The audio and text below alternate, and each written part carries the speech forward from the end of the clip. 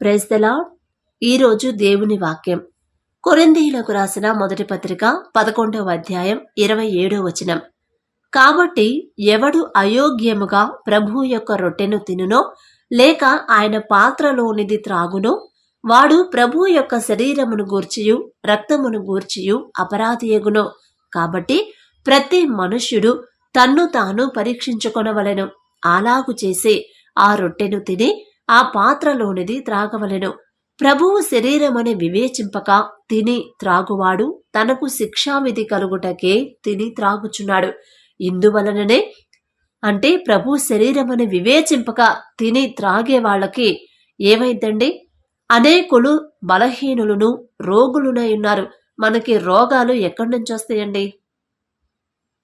ఈ బలహీనతలు అనేవి ఎక్కడి నుంచి వస్తాయంటే బల్లారాధన తీసుకునేటప్పుడు ఖచ్చితంగా కూడా ఇది ప్రభు యొక్క శరీరము, ప్రభు యొక్క రక్తము అని మనం చాలా జాగ్రత్తగా, వినయంగా, విధేయతతో, పశ్చాత్తాపంతో తీసుకోవాలండి. ఇప్పుడు మన వద్దకి ప్రభు యొక్క శరీరము, రక్తం, ద్రాక్షరసము, రొట్టె వచ్చినప్పుడు అది మామూలు ద్రాక్షరసమేలే, మామూలు రొట్టెలే అని గనక మనం తీసుకున్నామంటే మనకి ఖచ్చితంగా మనంతట మనమే మనం రోగాలు తెచ్చుకున్నట్టు అయిపోయిందండి. ఫస్ట్ మన వద్దకు వచ్చినప్పుడు అది చూడడమే మనకు ఎలా కనిపించాలి? యేసు ప్రభువారు కల్వరి సిలువలో మన కోసం కార్చిన రక్తం ఆ పాత్రలోనికి వచ్చిందని మనకి కనిపించాలండి. పరీక్షించుకోవాలి. అంటే అసలు మనం ఎంత సిద్ధపడి ఉండాలండి? ప్రతి వారం తీసుకుంటున్నాం కదా, అదే శరీరం, అదే ద్రాక్షరసం, అదే రొట్టె కదా, కొత్త ఏముంది అనుకోకూడదండి. ఎందుకంటే ఈ వారం రోజులు మనం చేసిన పాపాలు, తప్పులు అన్నీ కూడా ఆ రోజు తీసుకున్న దేవుని ప్రభు వారి యేసుక్రీస్తు వారి శరీరము, రక్తం అనేది తీసుకున్నప్పుడు మన పాపాలన్నింటినీ కడిగిద్దని విశ్వాసంతోనే కదా మనం తీసుకునేది. అలా కాకుండా ఈ ప్రతివారం చేసేదే కదా అన్నట్టు నిర్లక్ష్యంగా, ఒక సిద్ధపాటు లేకుండా, అది అసలు ముందు ఆ ద్రాక్షరసం రొట్టె మన వద్దకు వచ్చినప్పుడు అసలు నాకైతేనండి ఎలా ఉండిద్దంటే నిజంగా దేవుడి రక్తం, సిలువలో కార్చిన రక్తం ఆ ద్రాక్షరసంలా కనిపించదండి. యేసు ప్రభు వారి రక్తంలాగే మనం చూడాలి కదా. ఆ రొట్టె కూడా మనకి ఎలా కనిపించాలి? యేసు ప్రభు వారిని కొరడాలతో కొట్టినప్పుడు ఆ చర్మం చీలిపోయింది కదా, ఆ చర్మమే కదా, ఆ శరీరమే కదా మనం తిని త్రాగేది. అంత జాగ్రత్తగా నిజంగా మనం ఆయన శరీరం తీసుకొని ఆయన రక్తం మనం త్రాగుతున్నాం అనే ఫీలింగ్తో తీసుకోండి. ఏదో రొట్టె కదా, ఏదో ద్రాక్షరసమే కదా, యేసు ప్రభు వారి నిజంగా రక్తమా ఇది కాదు కదా అన్నట్టు తీసుకోవద్దండి. అలా అయోగ్యంగా అసలు ఆ తీసుకునేటప్పుడు ద్రాక్షరసం రొట్టె యేసు ప్రభు వారి ఇది రొట్టె లేక ద్రాక్షరసం అనే కాకుండా ప్రభు యొక్క శరీరము, ఇది ప్రభు యొక్క రక్తం అని మన మనసులో అది చూడంగానే మన కన్నీళ్లు రావాలండి.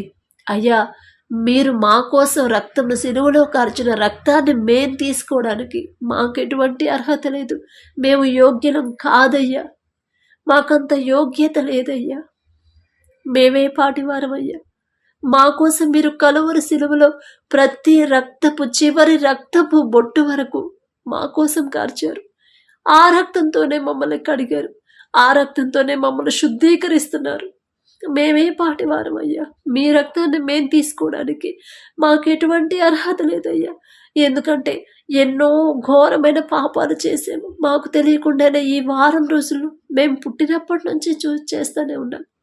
అయినా మీరు మా పాపాల క్షమాపణ కోసం మీరు బలి అయ్యారు తండ్రి. మీరు రక్తం కార్చారు, కొరడాలతో చీల్చబడ్డారు.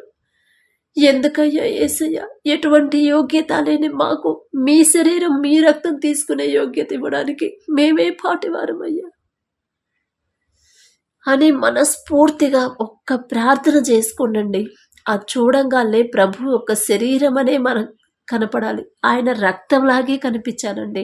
మామూలు ద్రాక్షరసం, మామూలు రొట్టెలాగా మనకు కనపడకూడదండి. ఆయన చేసిన సిలువలో ఆయన చేసిన త్యాగం, ఆయన పడిన బాధ, కార్చిన రక్తం అవన్నీ ఒక్కసారి జ్ఞాపకం చేసుకొని మనం ఎంత ఘోరమైన పాపాలు చేసాము. కానీ ఆయన ఒక్క తప్పన్నా ఒక్క పాపమన్నా చేశాడండి? చేయలేదండి. కానీ మనం అంత నిర్లక్ష్యంగా ఆయన రక్తాన్ని, ఆయన విలువైన రక్తాన్ని, శరీరాన్ని నిర్లక్ష్యంగా, అయోగ్యంగా ఏం కాదులే, ప్రతివారం తీసుకునేదేగా, ఇప్పుడు ఎవరో కొత్తగా ఇస్తున్నారా? కాదుగా, అదే రొట్టె అదే రసం కదా అని మాత్రం తీసుకున్నారా? ఖచ్చితంగా ప్రభు శరీరం అని వివేచింపక, అంటే వివేచించుకోవాలి ఫస్ట్. ఇది దేవుని శరీరం, తండ్రి యేసుక్రీస్తు వారి శరీరం, నా కోసం ఆయన కలువరి సిలువలో కార్చిన రక్తం ఇది. నా కోసం, నేను చేసిన పాపాల కోసం ఆయన ఏ తప్పు చేయని ఆయన కొరడాలతో చీల్చబడిన ఆయన చర్మం ఇది, ఆయన శరీరం ఇది అని మనం పట్టుకొని ఆయన శరీరం మన చేతిలో కనిపించాలండి. ఆయన కార్చిన రక్తమే మనకు కనపడాలి, కానీ మామూలు ద్రాక్షరసం రొట్టె కనపడకూడదండి. నిజంగా మీరు అలా చూడగలిగితే ఇక మనకి రోగాలు కానీ కష్టాలు కానీ ఏమీ ఉండవండి. ప్రభు శరీరం అని అట్లా వివేచించుకోకుండా తిండి త్రాగితే మనకు శిక్ష రావడానికి మనమే అలా చేస్తున్నాం. తనకు శిక్షావిధి కలుగుటకే తిని త్రాగుచున్నాడు, దానివల్ల మనకే శిక్ష వచ్చిందండి. అంటే ఎంత జాగ్రత్తగా దేవుని రక్తము, ద్రాక్షారసం రొట్టె తీసుకోవాలో ఒక్కసారి ఆలోచించండి. అందరూ చర్చికి వెళ్తారు, చర్చికి వెళ్ళి ప్రభు బల్లారాధనలో అందరూ పాల్గొంటారు, కానీ ఎలా తీసుకుంటున్నాం అన్నదే కదండి ఇక్కడ ముఖ్యం. ఎంత వినయంగా తీసుకుంటున్నాం, ఎంత పశ్చాత్తాపంతో తీసుకుంటున్నాం, ఎంత తగ్గింపుతో తీసుకుంటున్నాం, అసలు ఎంత వేదన. నేటు ఎటువంటి అర్హత లేని నా కోసం తండ్రి రక్తం కార్చాడు, నేనే పాటిదాన్నని నా కోసం కలవరి సిలువలో కార్చిన రక్తాన్ని నాకు మరలా ఇస్తున్నాడంటే నేనే పాటిదాన్ని. ఎంత ఘోరమైన పాపిని నేను, నా తండ్రికి తెలుసు. మనుషుల మధ్య నేను నీతిమంతురాలుగా కనపడవచ్చు, కానీ తండ్రికి తెలుసు కదా. అయినా సరే నన్ను కూడా ప్రేమించి నా కోసం రక్తం కార్చి ఆయన రక్తాన్ని మళ్ళీ నాకు త్రాగడానికి ఇచ్చాడు. అలా ఫీల్ అవ్వాలండి మనం, వివేచించుకోవాలి. ఇది దేవుని ప్రభు వారి యేసుక్రీస్తు వారి శరీరం అని మనం వివేచించుకోవాలి. అలా వివేచించుకొని జాగ్రత్తగా, వినయంగా, విధేయతతో, కన్నీటితో, పశ్చాత్తాపంతో తీసుకుంటే దేవునికి చాలా సంతోషం వేసిద్దండి. నిజంగా అది మనకి ద్రాక్షారసం మామూలు రొట్టెలాగా మనకు కనపడకూడదండి. ప్రభువారి శరీరమే అని మనకు కనపడాలి. ప్రభువారు కల్వరిలో కార్చిన రక్తంలాగే మనకు కనిపించాలండి. చూడగానే కొంతమంది అయితే మా ఇళ్ళ దగ్గర వాళ్ళు తాగి సగం చిన్నపిల్లలకి ఇస్తారు. అసలు అదేంటండి? అది తప్పు కదా. పిల్లలకు తెలియనప్పుడు అడుగుతారు. అడిగినప్పుడు చెప్పాలి, అమ్మా ఇది అట్లా తీసుకునేది కాదమ్మా, దానివల్ల శిక్ష వచ్చింది అని మనం వాళ్ళకి చెప్పాలి. యేసు ప్రభు వారి రక్తం మనల్ని స్వస్థపరిచిద్దండి. పాప క్షమాపణ మరియు రోగములు స్వస్థపరచబడుట అనేవి ఒకదానికొకటి కలుసుకొని ఉంటాయి కదండి. గొర్రెపిల్ల రక్తం ద్వారా మనకి స్వస్థత వచ్చింది. అయితే స్వస్థత రావాలి కదా, కానీ శిక్షావిధి ఎందుకు వచ్చిందండి? బలహీనులంగా, రోగులుగా, మరణించిన వాళ్ళు కూడా చాలా మంది ఉన్నారు. యేసు ప్రభు వారి రక్తం శరీరం తీసుకుంటున్నా కూడా మనకి రోగాలు, ఈ బలహీనతలు ఎందుకు వస్తున్నాయి అంటే కేవలం దానికి ఆన్సరు ఇదేనండి. అయోగ్యముగా ప్రభు యొక్క రొట్టెను తినునో లేక ఆయన పాత్రలోనిది త్రాగునో వాడు, ఎవరైతే అయోగ్యంగా దేవుని యొక్క ఇది ప్రభువారి రక్తము, ప్రభువారి శరీరము అని తలుచుకోకుండా ఏం కాదులే నిర్లక్ష్యంగా తాగితేనే మనకి స్వస్థపరిచే ఆ దేవుని యేసు ప్రభువారి రక్తం మనకి స్వస్థత ఇచ్చింది. కానీ అయోగ్యంగా తీసుకుంటే, ఇష్టానుసారంగా ఒక పశ్చాత్తాపం లేకుండా, ఒక తగ్గింపు లేకుండా, ఒక ప్రార్థన, ఆ ప్రార్థన కూడా నోటి పెదాల నుండి వచ్చే ప్రార్థన కాదండి, మనసులో నుంచి, హృదయంలో నుంచి రావాలి. మా కోసం మీరు కలువరి సిలువలో కార్చిన రక్తం మా కోసం మరలా ఇచ్చారయ్యా, మీ శరీరం చీల్చబడ్డదయ్యా మేం చేసిన పాపాల కోసం ఆ శరీరాన్ని మళ్ళీ మాకు ఇచ్చారు తినడానికి. మాకంత అర్హత లేదయ్యా. మీ శరీరం తిని మీ రక్తం త్రాగే అర్హత లేదయ్యా. చూసే అర్హత కూడా మాకు లేదు.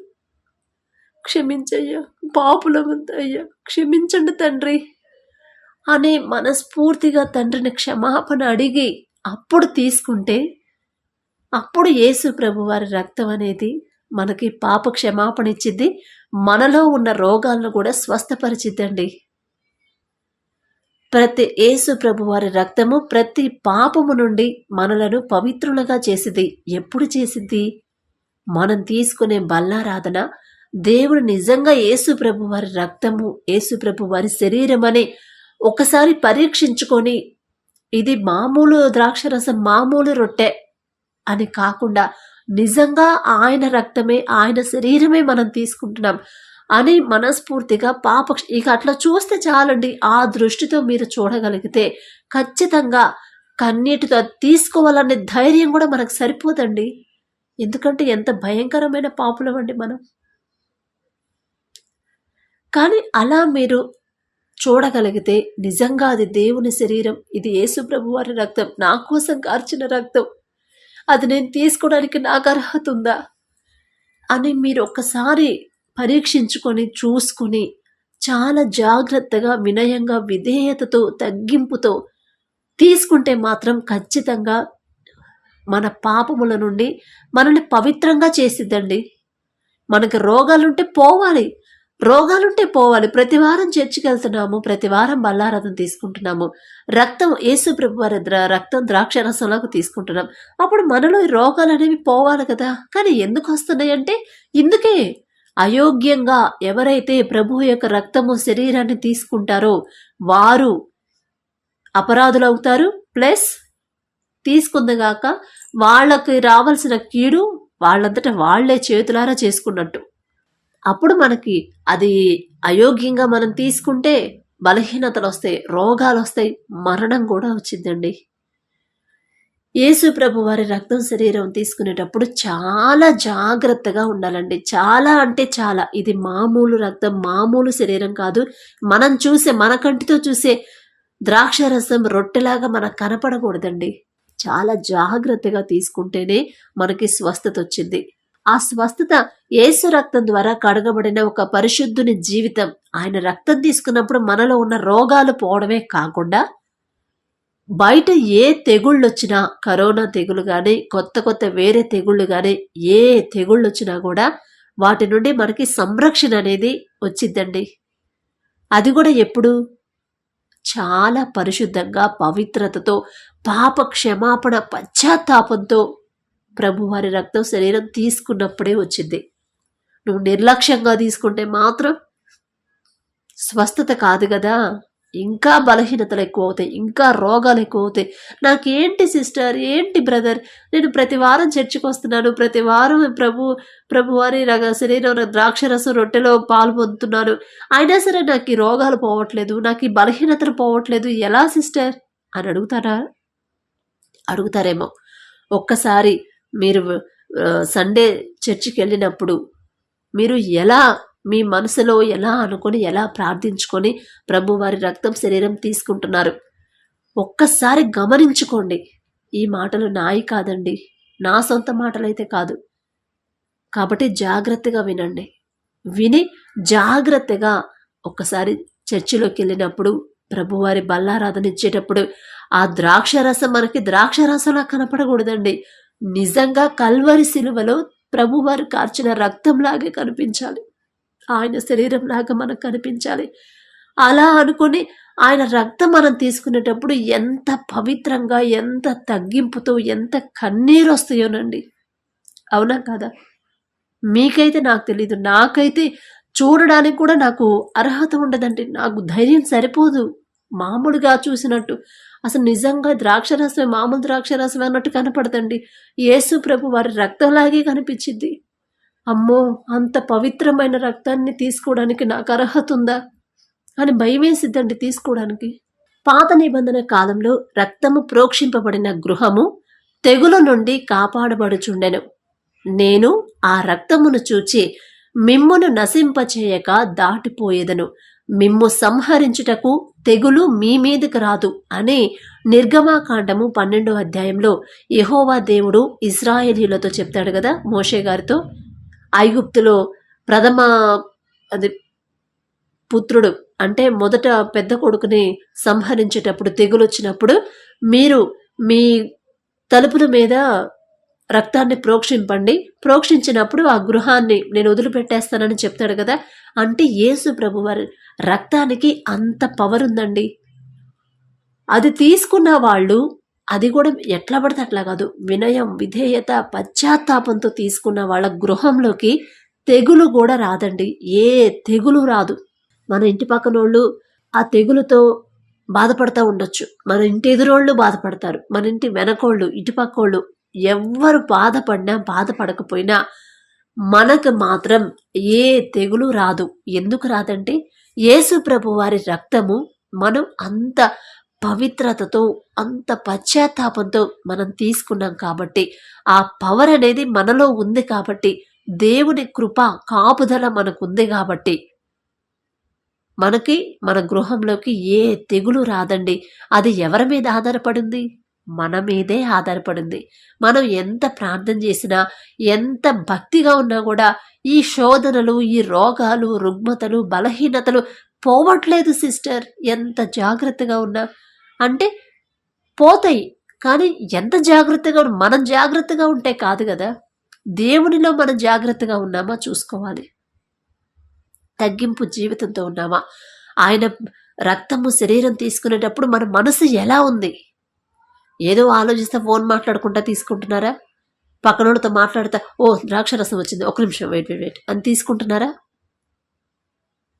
తీసుకొని పెట్టేసి పంపిస్తున్నారా? అది కాదండి. అసలు ఎంత వినయం, ఎంత విధేయత.